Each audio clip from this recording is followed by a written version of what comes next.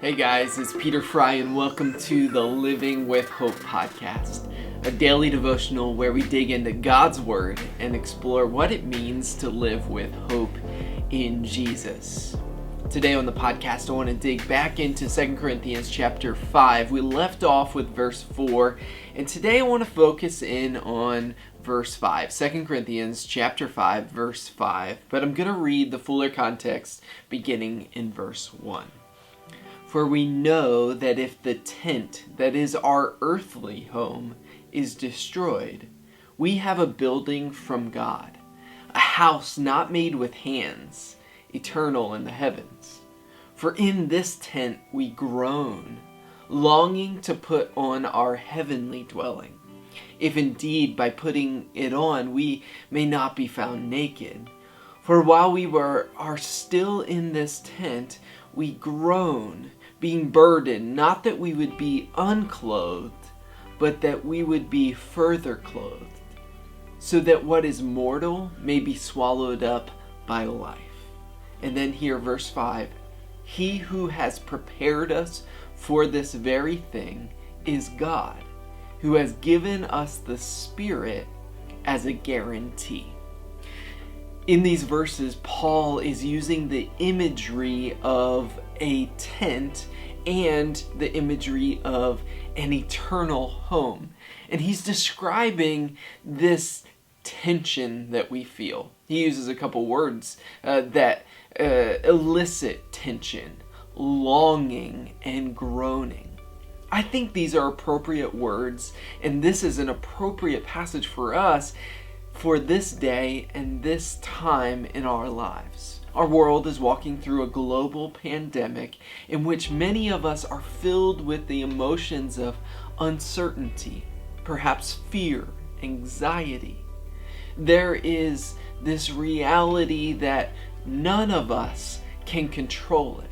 And so we're all trying to do our part to stay home and socially distance, and yet in the midst of it, many are searching for some larger narrative, something bigger than I'm just holed up in my house. Like, what is happening?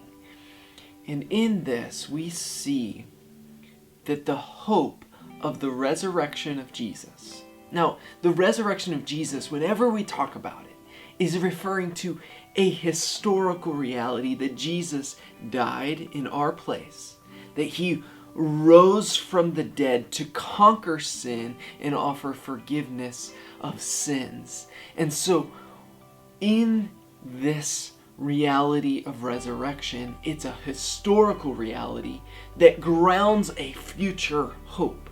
That one day we too will leave this earthly tent and we will have an eternal home in the heavens, that we will be further clothed with our resurrection bodies.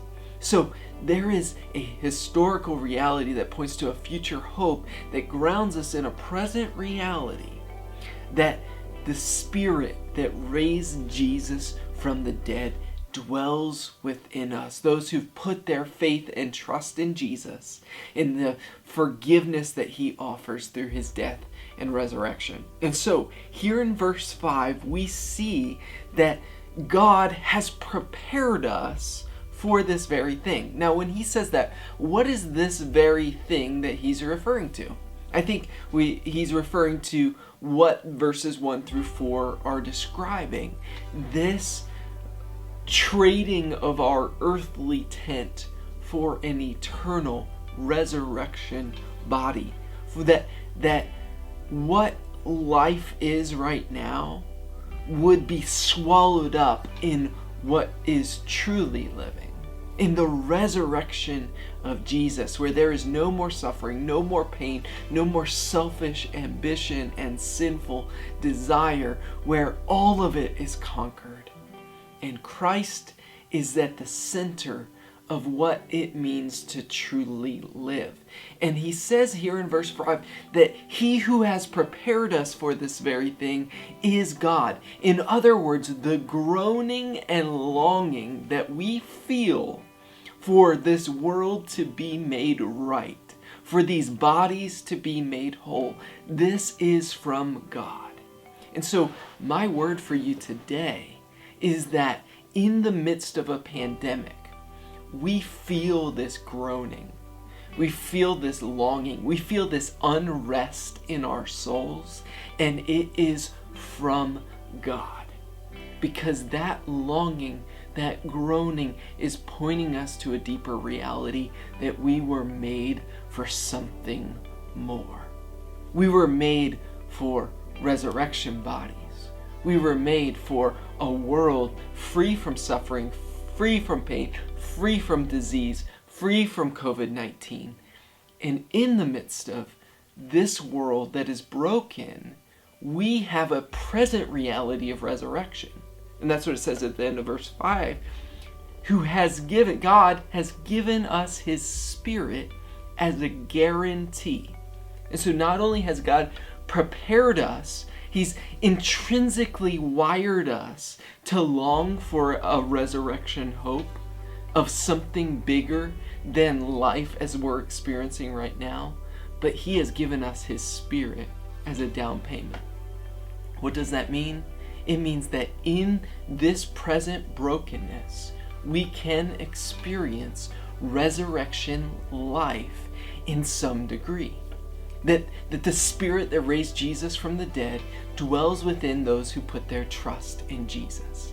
And so the resurrection is not merely a historical reality, although it is. It's not merely a future hope, although it is. It is a present reality that God, who raised Jesus from the dead, can by his Spirit guarantee and elicit in us a groaning and a longing and a peace that transcends understanding. That in the midst of our groaning, we have this rest.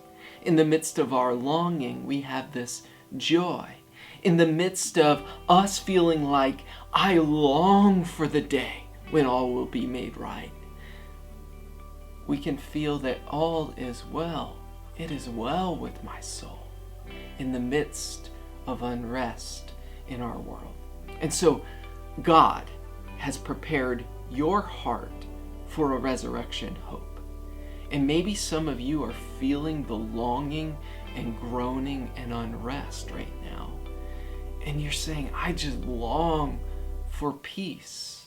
I long to be made whole. And I long for what this passage is talking about, that this earthly tent is not my permanent home. And the message of the gospel, the good news of Jesus, is that this is not the end of the story. And so, as he's going to say in the verses that follow, we are of good courage, even now in the midst of a pandemic, because we have a future hope and a present guarantee. And so, if you put your trust in Jesus, if you look to the life, death, and resurrection of Jesus and say, I believe you are my substitute, and that by your death I am forgiven, and by your life I am a new creation, we can walk in peace. We can walk in joy, and our souls can experience rest in the midst of a world that is broken. And so why are we here? Why now? Why can't we just go to that resurrection home? Paul's going to talk about that in the verses that follow. But I just want to give a sneak peek that God is doing something now. He's making his appeal through us who have found our peace, our hope, our joy in him. He's making his appeal to the world that there is more. That truly living is yet to come. And so, would you let your soul find rest in Jesus today? And would you recognize that the groaning and longing that we feel, God has prepared us. He has put that within us. And he has given us his Spirit as a guarantee, as a down payment, and as a present reality to be experienced of our future resurrection hope. Be encouraged today, friends. You are not alone in this. God, who knows our sufferings, who hears our prayers, He walks with us, and He offers resurrection hope.